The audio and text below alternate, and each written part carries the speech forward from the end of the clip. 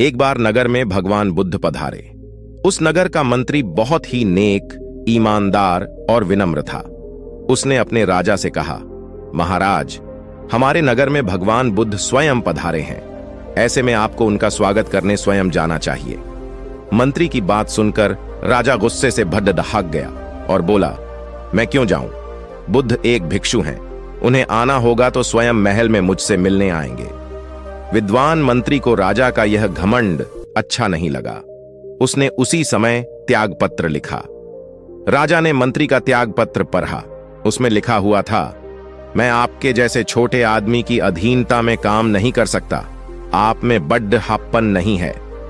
राजा त्यागपत्र पढ़कर मंत्री के पास गया और बोला, मंत्री, लगता है कि तुमने यह त्यागपत्र गलत फहमी में लिखा है।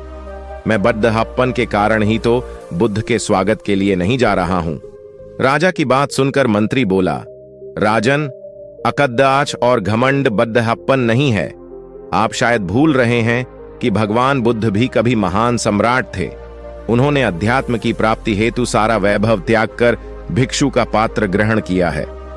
मंत्री बोला, राजन, आप तो भगवान बुद्ध से बहुत पीछे हैं, क्योंकि सम्राट होने पर भी उनके मन में दया, विनम्रता, नेकी थी। वास्तव में इंसानियत के गुणों से विभूषित मनुष्य ही उच्च अध्यात्म व ज्ञान को प्राप्त कर सकता है। तभी तो भगवान बुद्ध अपने कार्य में सफल हो पाए। मंत्री की बातें सुनकर राजा का घमंड चूर चूर हो गया और वह उसी समय मंत्री के साथ भगवान बुद्ध का स्वागत करने के लिए गया और उनके चरणों में गिरकर उनसे दीक्षा देने का अनुरोध किया।